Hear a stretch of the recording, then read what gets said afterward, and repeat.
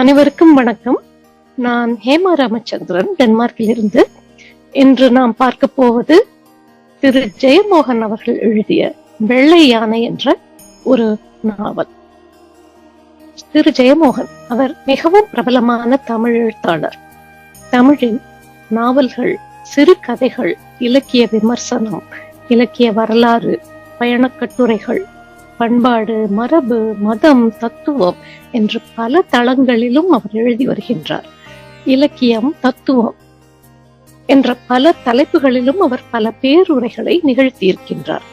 மலையாளத்திலும் எழுதி வருகிறார். திரைத்துறையில் பணியாற்றுகிறார். அவர் எழுதிய இந்த வெள்ளை யானை இந்த புத்தகத்தை சமீபத்தில் வாசிக்கும் சந்தர்ப்பம் எனக்கு கிடைத்தது. இந்த தலைப்பை பார்த்தவுடன் நான் நினைத்து கொண்டேன், இது ஏதோ ஒரு கும்கி என்று ஒரு திரைப்படம் வந்தது, அதில் கூட ஒரு யானை வரும். அந்த திரைப்படம் போல ஏதோ ஒரு பெரிய அடர்ந்த காடு, அங்கு பல விலங்குகள், அவற்றுக்கு மத்தியில் ஒரு கம்பீரமான வெள்ளை யானை என்றெல்லாம் கற்பனை செய்து கொண்டு இந்த புத்தகத்தை திறந்து படிக்க ஆரம்பித்தேன். ஆனால் நாவலின் கருவானது என்னுடைய கற்பனைக்கு அப்பாற்பட்டது. அதாவது தென்னிந்தியாவில் 1877 ஆண்டு மிக பெரும் பஞ்சம் ஏற்பட்டது. அதை தாது வருடத்து பஞ்சம் என்று குறிப்பிடுவார்கள். அப்போது அந்த 19ஆம் நூற்றாண்டின் இறுதியில் உலகெங்கும் பல தொழிற்சங்கங்கள் உருவாகின. அதே போல் இந்தியாவிலும் ஒரு தொழிற்சங்கம் தொடங்கப்பட்டு அந்த முதல் தொழிற்சங்க போராட்டமும் அப்பொழுதுதான் அந்த ஆண்டு உருவானது. அப்போது அந்த பஞ்சத்தின் பின்னணியிலும் அந்த தொழிற்சங்க போராட்ட கிளர்ச்சியையும் பற்றி எழுதப்பட்ட நாவல் தான் இது. அந்த கும்கி கதைக்கும் இதற்கும் எந்த விதமான சம்பந்தமும் கிடையாது. இந்த நாவல் என் மனதை மிகவும் உருக்கிய ஒரு நாவல் என்று சொல்லலாம். ஏனென்றால் ஜெயமோகனும் அவருக்கு உரிய சித்தரிப்புகளுடன் இந்த நாவலை எழுதியிருக்கிறார். அவற்றின் வழியாக இந்த நாவலுக்குள் சென்று அந்த பாத்திரங்களோடு ஒன்றிவிட்டேன். அந்த கதையின் தாக்கத்தில் இருந்து இன்னும் நான் மீளவில்லை என்றுதான் சொல்ல. அந்த தாது வருஷத்து பஞ்சம் பற்றிய இந்த நாவலில் பல உண்மைகள், பல புனைவுகள் உள்ளன. இவற்றில் நம்மால் எது உண்மை, எது புனைவு என்று தெரியாத வண்ணம் அவர் இந்த நாவலை எழுதியிருக்கிறார். ஆனால் அந்த பஞ்சம் வந்தது என்பதே உண்மை. மக்கள் பலர் பட்டினியால் மடிந்தது உண்மை. அதிலும் முக்கியமாக தாழ்த்தப்பட்ட குலத்தில் இருந்தோர் பெரிய பெரிய அளவில் மடிந்தது என்பது மிகப்பெரிய உண்மை. இந்த கதையின் கதாநாயகன், அவன் பெயர் எய்டன். நான் நினைக்கிறேன், அந்நியன் ஒருவனை கதாநாயகனாக கொண்டு தமிழில் எழுதப்பட்ட முதல் நாவல் இதுவாக இருக்க வேண்டும் என்று எனக்கு தோன்றியது. நமக்கு எல்லோருக்குமே தெரியும், பிரிட்டிஷ் பேரரசு அது ஒரு காலத்தில் உலகத்தையே கொள்ளையெடுத்துக் கொண்டிருந்தது. அப்பொழுது அதன் அருகில் இருந்த அயர்லாந்து நாட்டையும் அது விட்டு வைக்கவில்லை. நம் கதாநாயகன் எய்டன், அவன் அந்த அயர்லாந்தில் பிறந்தவன். ஒரு ஏழை விவசாய குடும்பத்தில் பிறந்தவன். அவன் பிறந்த ஊரானது கல்வி அறிவு ஏதும் இல்லாத ஒரு சிறிய ஊர். அவனுடைய அப்பா ஒரு வேட்டைக்காரர் மற்றும் அவர் பல மாடுகள் வைத்திருக்கிறார். அவருக்கும் இந்த மாடு மேய்ச்சல் தவிர வேறு ஒன்றும் தெரியாது. அவனுக்கு அந்த சிறிய ஊரில் வாழ வேண்டும் என்ற விருப்பம் இல்லாமல் போகிறது. அவன் இராணுவ பள்ளிக்கு சென்று கல்வி பயில்கிறான். அப்போது உலகெங்கும் மலர்ந்துவிட்ட புரட்சிகர சமூகங்களை பற்றி பெரிதும் தெரிந்து கொள்கிறான். அதற்கும் மேலாக உணர்ச்சி கவிஞர் ஷெல்லியின் வரிகளை மனதில் ஏந்தி வளர்ந்தவன். நல்ல மனசாட்சி உள்ளவனாக அவன் வளர்ந்து வருகிறான். அவனுக்கு பிரிட்டிஷ் அரசில் உத்தியோகம் கிடைக்கிறது. அப்போது அவன் தன் சொந்த ஊரை விட்டு கிளம்பும் பொழுது அவனுடைய தந்தை கூறுகிறார், நம்முடைய நாடு அயர்லாந்து, ஆனால் நீ பிரிட்டனுக்காக போர் செய்ய போகிறாய். பிரிட்டனால் ஒடுக்கப்பட்ட ஐரிஷ் இனத்தைச் சேர்ந்த நீ நம்மை போல வேறு இனங்களை ஒடுக்கி ஒரு பெரும் சாம்ராஜ்யத்தை நிறுவியிருக்கும் பிரிட்டானிய ஏகாதிபத்தியத்துக்காக பணிபுரிய போகிறாய், அப்படித்தானே என்று ஒரு கேள்வியை அவன் முன்வைக்கிறார். இந்த கேள்வியை இந்த நாவல் முழுவதும் நமக்கு தெரியும். அவனுடைய உள் மனதில் இருந்து அவனை துளைத்துக் கொண்டே இருக்கும். அதை நாம் உணர முடியும். இப்படிப்பட்டவன் பிரிட்டிஷ் அரசு பிரதிநிதியாக மதராசப்பட்டினத்தில் வந்து சேர்கிறான். ஒரு நாள் அவன் தன் குதிரையின் கடற்கரை சாலையில் சென்று கொண்டிருக்கிறான். அப்போது ஒரு தம்பதியினரை, நீலமேகம் என்பவன், அவன் உயர் ஜாதியை சேர்ந்தவன், அந்த இருவர் தம்பதிகள் கீழ் ஜாதியை சேர்ந்தவர்கள். அந்த நீலமேகம் என்பவர் அந்த இருவரையும் சவுக்கால் அடித்து வெளுத்து வாங்கி கொண்டிருக்கிறான்.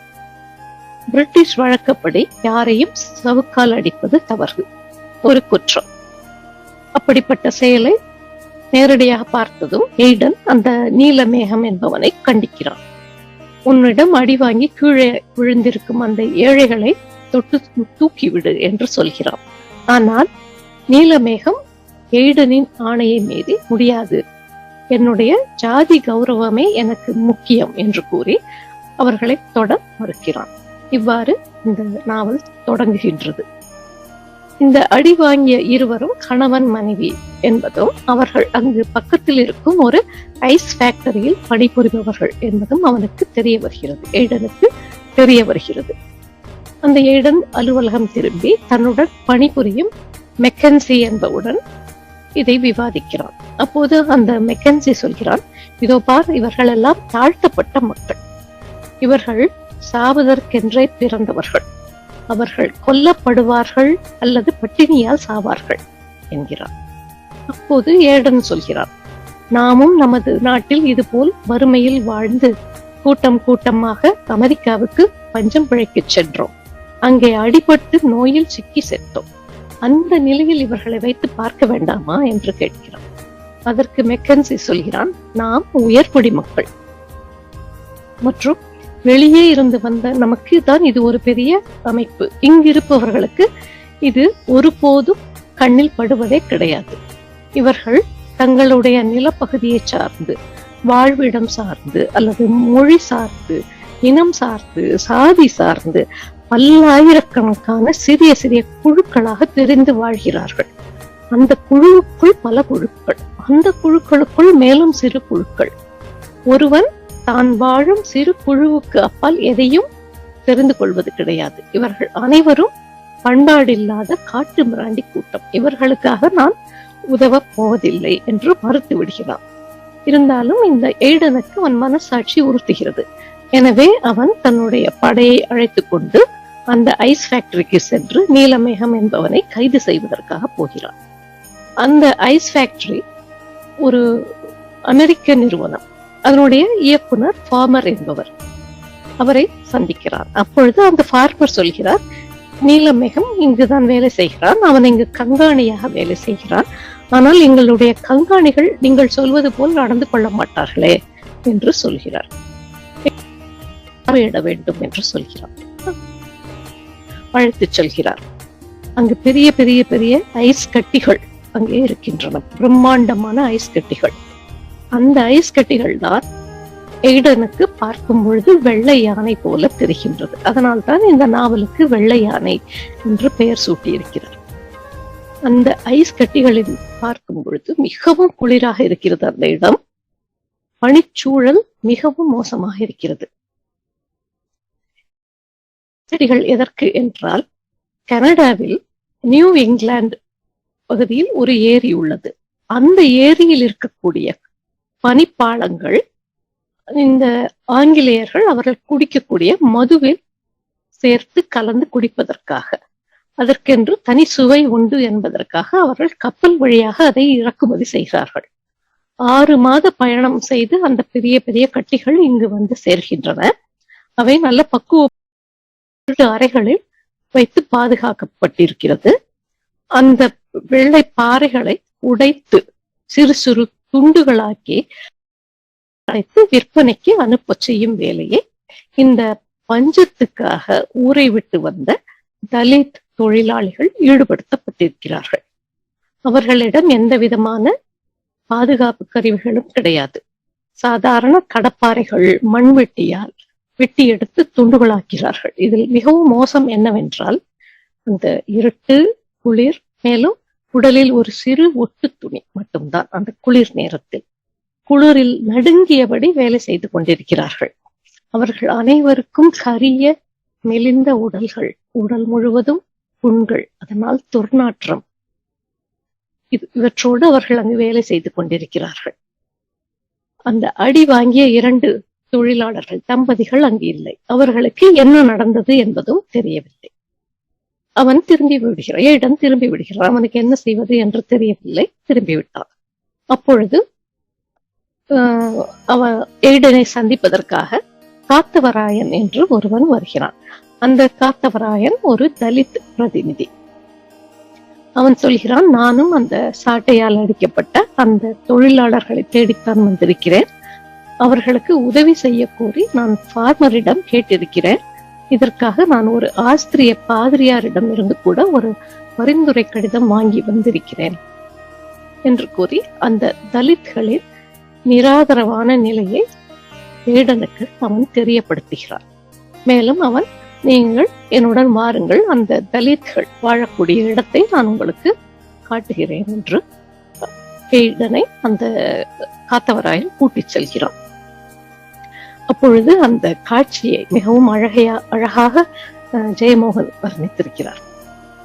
இந்த ஏடன் குதிரையில் அவர்கள் வாழும் அந்த பகுதிக்கு செல்கிறான். அப்பொழுது போரை பொருட்கள் நடுவே அரட்டை தலையில் தேன்கூட்டம் போல கரிய வளர்ப்பு பன்றிகள் உருமியபடி அங்கு முட்டி மோதி கொண்டிருந்தன. அந்த பன்றிகளோடு சேர்ந்து விளையாடிய கரிய நிர்வாண குழந்தைகள் அழுக்கும் புண்ணும் நிறைந்த உடல்களுடன் குதிரை ஒலி கேட்டு அதிர்ந்து அசை விழந்து நிறைத்து நின்று பின் எலிகளைப் போல் கிரீச்சிட்டு ஓடி ஒளிந்து கொண்டு எட்டி பார்த்தன. எலி மோதி மோதி கிசுகிசுக்கும் ஒலி கேட்டது. பின்னால் இருந்து உந்தப்பட்டது போல் வழியில் வந்த ஒரு பெண் குழந்தையை நோக்கி ஏடன் புன்னகை புரிந்தான். அந்த குழந்தையோ பீதியுடன் வாய் கோணி அழ ஆரம்பித்தது. பல குடில்களுக்குள் இருந்த தலைகள் எட்டி பார்த்த பின் உள்ளே இழுக்கப்பட்டன. அந்த குடிசை பகுதியே வேட்டையாடப்படும் முயல் போல உருகி அமர்ந்திருப்பது போல், அதில் எங்காவது தொட்டால் விதிர் விதிர்த்து கிரீச்சிடும் என்பது போல தோன்றியது. இவ்வாறாக அந்த இடம் இருக்கிறது, அவர்கள் வாழக்கூடிய இடம். அப்பொழுது அங்கு ஒரு வயதான ஒரு பெண்மணி அங்கு வருகிறார். வந்து ஏதோ சொல்கிறாள், ஏடனுக்கு புரியவில்லை. அப்போது காத்தவராயன் அதை மொழிபெயர்த்து சொல்கிறார். அவள் சொல்கிறாள், முதலாக இங்கே நீங்கள் எங்கள் கூட்டத்திற்கு ஒரு விருந்தினராக வந்திருக்கிறீர்கள், அதனால் நீங்கள் ஏதாவது சாப்பிட்டு விட்டுத்தான் போக வேண்டும் என்று சொல்கிறாள். சொல்லிவிட்டு அவள் அங்கு ஒரு நொங்கு ஒன்றை கொண்டு வந்து அவனிடம் கொடுக்கிறாள். அவள் சொல்கிறாள், நீங்கள் சாப்பிடக்கூடியதாக இது ஒன்றுதான் எங்களிடம் இருக்கிறது, மன்னிக்க வேண்டும், இதை பெரிய மனதுடன் ஏற்றுக்கொள்ளுங்கள் என்று அவள் கேட்கிறாள். அப்பொழுது ஏடனுக்கு தொண்டை அடைத்து கொண்டு அவனால் பேச முடியவில்லை. அவன் அவளிடமிருந்து அந்த நொங்கை வாங்கி அவன் அதை அப்படியே குடிக்கிறான். குடித்துவிட்டு அப்பொழுது அவன் அந்த காத்தவராயனிடம் சொல்கிறான், எனக்கு இவளை பார்த்தால் என்னுடைய தாயார் நினைவுதான் வருகிறது, அவளிடம் சொல், அவள் என்னை ஆசீர்வதிக்க வேண்டும் என்று சொல், என் தாயை போல் இருக்கிறாள் என்று அவன் சொல்கிறான்.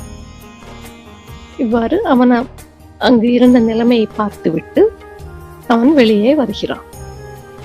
இந்த பகுதியை படிக்கும் பொழுது என்னுடைய நெஞ்சு ஏனோ விம்மியது. அந்த வயதான பெண்மணியை அவன் தன் தாய் என்று கருதுகிறான். மற்றவர்கள் எல்லோரும் அவர்கள் தாழ்ந்த குலத்தில் பிறந்தவர்கள் என்று ஒதுக்கி வைத்திருக்கும் போது, எங்கிருந்தோ வந்த ஒருவன் யாரோ ஒரு பெண்மணியை பார்த்து அவளை மனதார நேசித்து மொழி புரியாவிட்டாலும் கூட அவளை ஒரு தாயாக பாவிப்பது ஒரு அருமையான ஒரு அத்தியாயமாக இருந்தது. அந்த அவர்களுடைய இந்த நிலைமையை பார்த்து ஏடன் அவர்களுக்கு ஏதாவது செய்ய வேண்டும் என்ற முனைப்புடன் அந்த காத்தவராயன் கூறிய அந்த ஆஸ்திரிய பாதிரியாரை சந்திக்கிறான். அவர் சொல்கிறார், நீ செங்கல்பட்டு செல், அங்கு சென்று ஒரு பஞ்சம் பற்றிய அறிக்கை ஒன்றை தயாரித்துக் கொண்டு வா, அதை வைத்துக் கொண்டு நீ ஏதேனும் செய்யலாம் என்று அவர் கூறுகிறார். அவரே அவனுக்கு தன்னுடைய வண்டியை கொடுத்து ஜோசப் என்பவனையும் வண்டியோட்டியாக அனுப்பி வைக்கிறார். அவர்கள் வண்டியில் சென்று கொண்டிருக்கும் பொழுது யாரோ ஒருவன், ஆண்ட்ரூ என்ற பெயர், எனக்கு இப்பொழுதுதான் இங்கு வேலை கிடைத்திருக்கிறது, நான் அதற்காக வந்திருக்கிறேன், நானும் உங்களுடன் பயணிக்கலாமா என்று கேட்டு அவர்களுடன் அமர்ந்து கொள்கின்றார். இருவரும் ஏதோ பேசிக் கொண்டிருக்கிறார்கள். அப்பொழுது திடீரென்று அந்த அவன் சொல்கிறான், ஜோசப் அந்த வண்டியோட்டி, பஞ்சத்தின் முதல் காட்சியை நீங்கள் காணலாம் என்கிறான். ஏதோ சாதாரணமாக ஒருவரை அறிமுகம் செய்து வைப்பது போன்ற பாவனையுடன் அவன் சொல்வது இருந்தது. ஆனால் ஏடனுக்கு தூக்கி வாரி போடுகிறான். என்ன சொல்கிறாய் என்று கேட்கிறான். அப்பொழுது அங்கு சற்று தள்ளி பார்த்தால், இதை நான் ஜெயமோகனுடைய எழுத்திலேயே படிக்கிறேன். ஏடன் கதவை சற்றே திறந்து எட்டி பார்த்தான். ஒரு கணத்துக்கு பின் அமில துளி விழுந்த புழு போல அவன் பிரக்ஞை துள்ளி துடித்து தாழ முடியாத உயிர் வாதையுடன் நெழுந்து முறுக்கி உதறி சொடுக்கி விதிர்த்தது. பெரிய ஆலமரத்தின் அடியில் பிணங்கள் அள்ளி கொட்டியவை போல கிடந்தன. பாதிக்கு மேல் குழந்தைகள், 4-5 நாய்கள் பிணங்களை கிழித்து உடலை கவ்வி இழுத்து வெளியே எடுத்துக் கொண்டிருந்தன.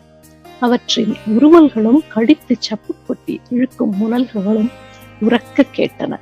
மரக்கிளைகளில் காகங்களும் பிற பறவைகளும் பெரிய சந்தை போல இறைச்சலிட்டன. காகங்கள் துணிந்து கீழே இறங்க நாய்கள் உரிமையபடி அவற்றை துரத்தின. அவை பறந்தெழுந்து மீண்டும் அமர்த்தன. ஏடன் நிதானப்படுத்திக் கொண்ட பின் முன்னால் சென்றான். கிழிப்பட்ட குதறப்பட்ட சடலங்கள், எல்லா வயதிலும் ஆண்கள் பெண்கள். அவர்களின் கந்தல் ஆடைகளும் குடல்களும் பின்னி குழம்பி மண்ணில் இழுபட்டு கிடந்தன. கை கால்கள் பீந்து பரவி கிடந்தன. புதர்களுக்குள் ஏராளமான சடலங்கள் மண்ணை குப்புற அணக்கவை போல ஒருவரை ஒருவர் இறுக பற்றி கொண்டது போல. அப்போது எத்தனை பேர் அங்கு! அப்போது ஒரு சிறு பெண் குழந்தை, 2 வயது இருக்கலாம், அந்த குழந்தை அவன் அருகே வந்து தொர தொர என்று அவனை அழைக்கிறது. பசி மயக்கத்தில் இருக்கிறது. அதை கண்ட ஆண்ட்ரூவால் அவனால் பொறுக்க முடியாமல் தன் பெட்டியில் இருந்த ரொட்டி துண்டுகளை அள்ளி வெளியே போட்டான். ஜோசப் வேண்டாம் வேண்டாம் என்று சொல்கிறான். ஆனாலும் ஆண்ட்ரூ பைத்தியம் பிடித்தவன் போல இயேசுவுக்காக என்று சொல்லிக்கொண்டு அந்த ரொட்டி துண்டுகளை அங்கே வீசுகின்றான். அந்த ரொட்டி கீழே விழுந்ததும் அந்த மானுட உடல்களில் ஒரு பெரிய கொந்தளிப்பு ஒன்று நிகழ்கிறது. உடல்களிலான சுழல் அந்த ரொட்டி துகள்களாக மாறி உடல்களில் மறைந்தது. பிதுங்கிய பேய் வழிகளுடன் ரொட்டியை தொட்ட கைகளை நக்கிக் கொண்டார்கள். வெறும் கையை விழுங்க முயல்பவர்கள் போல் வாய்ப்புள் செலுத்திக் கொண்டார்கள். சில கணங்களில் ஆவேசம் வெறியாகியது. ஒருவரை ஒருவர் பிடித்து தள்ளினார்கள். வெறி கொண்ட கூச்சலுடன் பற்களாலும் கைகளாலும் ஒருவரை ஒருவர் கிழித்தார்கள். பச்சை குருதியின் வீச்சம் எழுந்தது. பாரு, ஒரு உணவுக்காக அந்த பட்டினியால் அவர்கள் ஒருவர் அடித்துக் கொண்டு அந்த காட்சியை மிகவும் நாம் ஏதோ அங்கே போய் பார்ப்பது போல இருந்தது. மனக்கண்ணில் அப்படியே கொண்டு வந்து நிறுத்தியிருக்கிறார் திரு ஜெயமோகன். இந்த காட்சியை கண்டவுடன் ஆண்ட்ரூ சொல்கிறான், என்னுடைய வேலைக்கு நான் செய்ய போவதில்லை, வண்டியை நிறுத்துங்கள், நான் இங்கு இருப்பவர்களுக்கு உதவியாக இந்த பிணங்களை எரிக்கக்கூடிய வேலை இருக்கிறது, அந்த வேலையை நான் செய்ய போகிறேன் என்று அவன் இறங்கி போய் விடுகிறான். அதன் பிறகு இவன் ஏடன் செங்கல்பட்டிற்கு செல்கின்றான். அப்போது அந்த பாதிக்கப்பட்ட தொழிலாளிகள் பற்றிய விவரங்களை தெரிந்து கொள்வதற்காக புறநகரில் உள்ள சேரிக்கும் பஞ்சத்தை பற்றிய விவரங்களை தெரிந்து கொள்வதற்காக செங்கல்பட்டுக்கு ஏடன் பயணம் செய்யும் காட்சிகளை மிகவும் அழகாக எழுதியிருக்கிறார். மோசமான நிலையில் உள்ள குடிசைகள், வறுமையான சூழல், சாலையோரங்களில் விலங்குகள் போல் செத்துக் கொண்டிருக்கும் மக்களின் கோரமான குரல்கள், இவை அனைத்தையும் ஏடனின் கண்கள் வழியாக நம்மை பார்க்கவும் உணரவும் செய்கின்றார். அடுத்து பஞ்சம் பற்றிய அறிக்கை தயார் செய்து பஞ்சம் தீர ஒரு 6 மாதம் இந்தியாவில் இருந்து எந்த தானியமும் ஏற்றுமதி செய்யாமல் இருந்தால் போதும் என்ற ஒரு தீர்வுடன் அவர் கவர்னரை சந்திக்க ஏடன் செல்கிறார். ஆனால் அங்கே இருக்கும் அதிகாரிகள் செய்யும் சூழ்ச்சிகள், அந்த இந்திய குத்தகைக்காரர்களின் சுயநலம் இவையெல்லாம் அதை செய்ய விடாமல் தடுக்கிறது. மனமுடைந்த ஏடன் துப்பாக்கியால் தன்னை சுட்டுக் கொள்கிறான். இந்த கதையினை நான் இதற்கு மேலும் முழுக்கவோ இதன் முடிவையோ நான் சொல்ல போவதில்லை. அவன் சுட்டுக் கொள்கிறான். இதோடு நான் நிறுத்துகின்றேன். இதற்கு மேல் நீங்கள் படித்துக் கொள்ளலாம். இல்லாவிட்டால் கதையின் சுவாரஸ்யம் குறைந்துவிடும். ஆனால் இதை தவிர வேறு சில விஷயங்களை நான் இப்பொழுது உங்களிடம் பகிர்ந்து கொள்கிறேன். இந்த கதையில் ஒரு முரஹரி ஐயங்கார் என்றொரு கதாபாத்திரம் இந்த நாவலில் வருகின்றது. இவர் ஒரு வக்கீல். இவர் பிரிட்டிஷாருக்கு நிதி ஆலோசனைகள் வழங்கும் ஆடிட்டராக பணிபுரிபவர். பஞ்ச காலத்தில் லட்சக்கணக்கில் தலித்கள் செத்து விழுவதை அவர்களுடைய விதி என்று சொல்லி எள்ளி நகையாடுகின்றார். ஆட்சி அமைப்பிலும் முக்கியமான எல்லா லாபங்களையும் ஈட்டிக்கொண்ட உயர் ஜாதியின் குரலாக துணை நிற்கும் பாத்திரம் இந்த முரஹரி ஐயங்கார் என்பவர். இவருடைய குரல் தான் ஐஸ் ஹவுஸ் நிர்வாகம், ஆட்சி நிர்வாகம் என எல்லா இடங்களிலும் எடுபடுகிறது.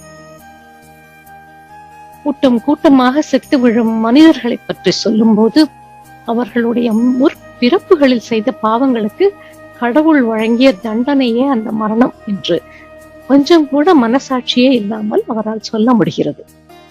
அந்த தலித்களின் பிரதிநிதி காத்தவராயன் அவரை சந்திக்கிறார். அப்பொழுது, தயவு செய்து எங்களை மனிதர்களாக பாருங்கள், நாங்கள் செத்து அழிந்து கொண்டிருக்கிறோம் என்று அவன் கூறும் பொழுது அவனிடம், நீ என் எதிரில் நின்று பேசியதே பாவம் என்று கூறுகிறார். மேலும் அவர்கள், அதாவது கடவுள் உருவாக்கிய சட்டங்களை மீறினார்கள். யார்? அந்த தலித் மக்கள். அவர்கள் கடவுளுடைய சட்டங்களை மீறினார்களாம். அதனால்தான் அவர்கள் இது போல அவர்கள் அழிந்து கொண்டிருக்கிறார்கள். அந்த காத்தவராயனை பார்த்து சொல்கிறார், நீ கூட இப்போது ஒரு வெள்ளை உடையை அணிந்து கொண்டிருக்கிறாய், கடவுளுக்கு மனிதர்கள் எங்கே நிற்க வேண்டும் என்று தெரியும் என்று கொதித்து பேசுகிறார். இது போல இந்த முரஹரி, நீலமேகம், நாராயணன், நாயுடு, செட்டிகள், இப்படி பலரும் அடக்குமுறையின் வணிக லாபம் தவிர எதையுமே யோசிக்காத சுயநலத்தின் பிரதிபலிப்பாக இருக்கிறார்கள். இதை தவிர டியூக், பக்கிங்ஹாம் போன்ற வெள்ளையர்களும் இத்தகைய கொடூரர்கள். ஆனால் அங்கும் எய்டன், ஆண்ட்ரூஸ் போன்ற மனிதாபிமானிகளும் நெறிமுறைப்படி நடக்கும் ஒரு சில பிரிட்டிஷ் அதிகாரிகளும் இருக்கின்றார்கள். இந்த கதையில் ஒரு ஆங்கிலோ இந்திய பெண் மரிசா என்பவள் வருகிறாள். அந்த எய்டனிடம் அவள் காதல் கொள்கிறாள். ஆனால் அவனை திருமணம் செய்து கொள்ள மறுத்து விடுகிறாள் ஒரு கட்டத்தில். அதற்கு காரணம், அந்த எய்டன் ஒரு முறை அவர்கள் இருவரும் ஒரு வண்டியில் செல்லும் பொழுது அந்த வண்டியில் இருந்து அவன் கீழே இறங்க வேண்டும். அவன் இறங்குவதற்காக ஒரு கருப்பு இந்தியன் அந்த வண்டிக்கு கீழே அவன் குனிந்து உட்காருகிறான். அப்போது எய்டன் அவன் முதுகில் காலை வைத்து வண்டியில் இருந்து இறங்குகிறான். அதை கண்டு அவன் அவனுடைய காதலை நிராகரித்து விடுகிறான். இந்த Aiden, Duke, Father Brennan, Marisa, McKenzie, Duraisamy, Joseph, Kathavarayan, Farmer, Andrews என்ற பல தரப்பட்ட கதாபாத்திரங்கள் இந்த நாவலை நகர்த்தி செல்கின்றன. இவருக்குள் மனிதம் செத்த இந்தியர்களும் இருந்திருக்கிறார்கள், மனிதாபிமானத்துடன் இருந்த வெள்ளையர்களும் இருந்திருக்கிறார்கள் என்பதை நாம் அந்த நாவலை வாசித்து படிக்கும் போது உணர முடிகிறது.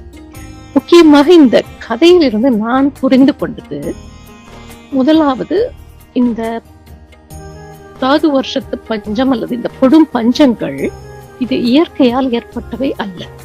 இவை பிரிட்டிஷாரால் செயற்கையாக திட்டமிட்டு உருவாக்கப்பட்டவை என்று இந்த நாவல் மிகவும் அழுத்தமாக கூறுகின்றது.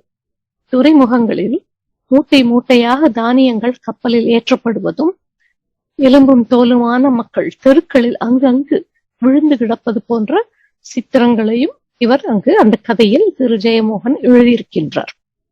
இரண்டாவது, பஞ்சங்களால் மிகவும் பாதிக்கப்பட்டவர்கள் தலித் சமுதாய மக்களே என்ற இரண்டாவது உண்மை. மூன்றாவது, இந்த பேரழிவின் போது மற்ற மக்களிடம், தலித் மக்கள் தவிர மற்ற மக்களிடம், இந்திய மக்களிடம் எந்த விதமான நீதி உணர்ச்சியும் வெளிப்படவே இல்லை.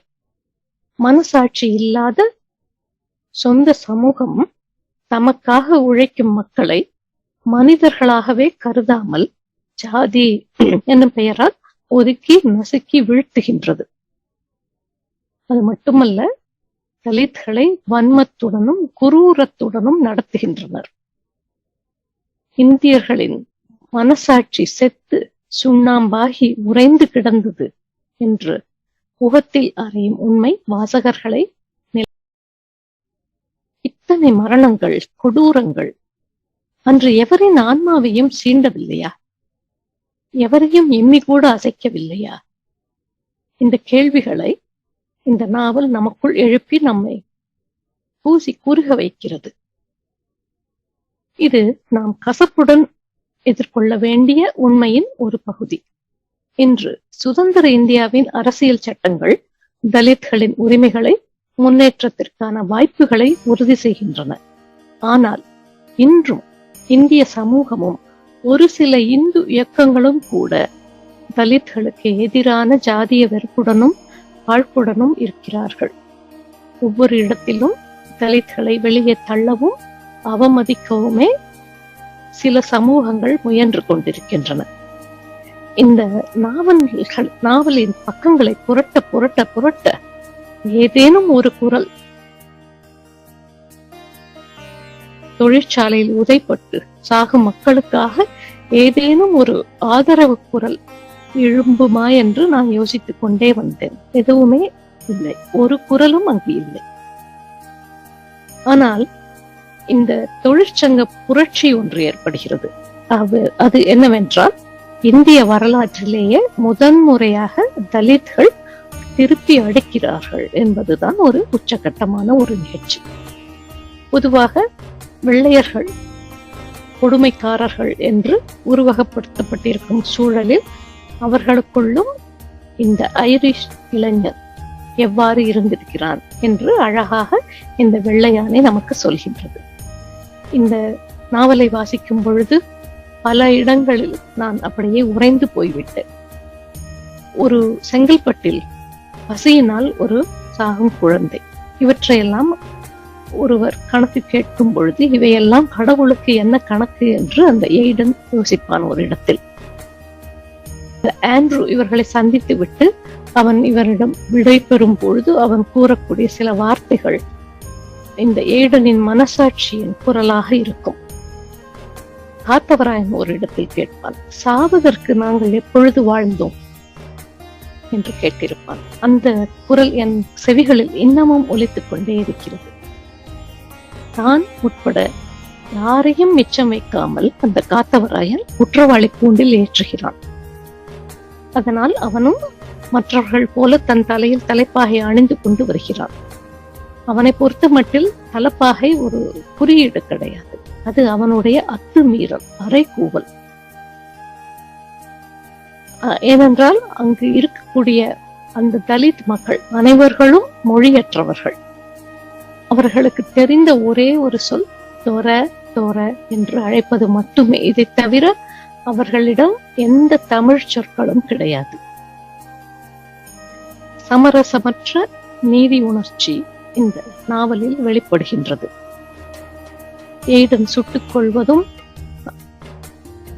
அந்த ஃபார்மர் கலங்குவதும், காத்தவராயன் தன் அடையாளத்தை அழிப்பதும், மரிசா அழுவதும் அதனால்தான். நாவல் முழுக்க நிறைந்திருக்கின்ற இந்த வாசித்து முடிக்கும் போது நம்மையும் தொற்றிக் கொள்கிறது. நம் கண்ணுக்கு முன்னாலேயே நடக்கக்கூடிய பாதக செயல்களை எவ்வாறு நம்மால் எளிதாக எடுத்துக்கொள்ள முடிகிறது என்ற மனநிலைக்கு நாம் வருகிறோம். நம்மிடம் இருந்த நீதி உணர்ச்சி எங்கே போயிற்று, எங்கே தொலைத்தோம் என்ற கேள்வியையும் அது நம்முள் எழுப்புகிறது. மிகவும் ஒரு அருமையான நாவல். இதை அனைவரும் படிக்க வேண்டும் என்று நானும் ஆசைப்படுகிறேன். நன்றி, வணக்கம்.